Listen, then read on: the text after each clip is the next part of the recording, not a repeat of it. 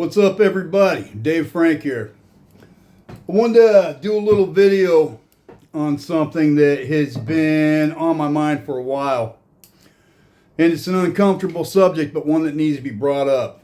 There's a clear pattern in the cartel and border content space with U.S. Special Forces veterans that have real combat experience often stepping into discussions about Mexican cartels and what's happening on the ground as if their background gives them automatic authority on the subject.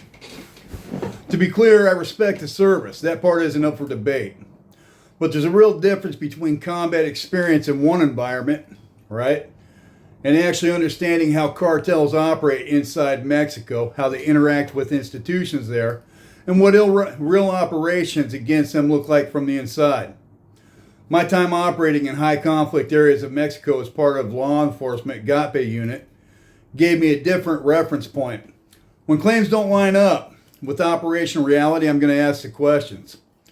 Here's the point. Having been a Navy SEAL or Army Ranger does not automatically make someone an expert on Mexican cartel dynamics.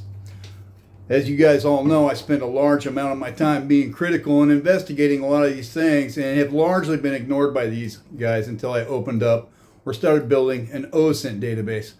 The environment, the corruption inside the system, the way operations actually play out on the ground are not interchangeable with experience from other conflicts. When military credentials get used to lend weight to stories or claims about cartel without clear sourcing or relevant on-the-ground connection, it creates a credibility problem. Even Sean Ryan recently, just a couple days ago, told Tucker Carlson that many of the guests on his show have been found to be lying or less than ideal. That admission from a Navy SEAL highlights why basic verification matters on these topics. When claims are presented as fact without solid sourcing, someone has to ask the questions. This isn't abstract. I've gone straight to primary sources on multiple claims. When Valhalla VFT stated that Navy SEALs had killed El Mencho not long ago and that Americans were being kidnapped in Mexico, I asked for the receipts during a live feed. The response was defensive and the tone shifted once the request for proof was on the table. Those kinds of specific assertions need sourcing, especially when presented as fact to large audiences, as is often done on YouTube. I've done the same on other claims. When a California game warden, John Knorr, described on Janny Jones being in a gunfight at a marijuana grow tied to cartels on his podcast, I called the lead special agent who ran that investigation. He stated clearly that there was no evidence it was cartel related. When claims were made about someone doing tech work for cartels, the timeline didn't match decades in prison, as is the case with Pierre Rossini, and only one short visit to Mexico. Basic questions about how that actually works get met with pushback instead of clarity.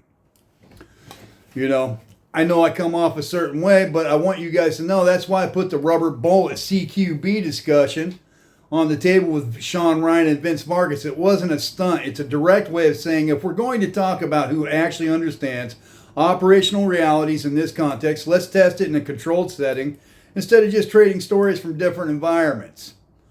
The invitation still stands. It was made in good faith as a way to focus on the substance.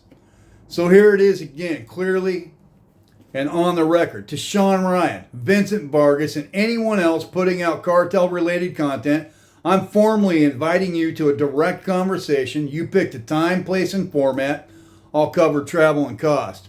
No conditions except good faith discussion. I have the specific discrepancies from public claims compiled. I just want to go through them point by point and understand the sourcing. If the work holds up, that's fine.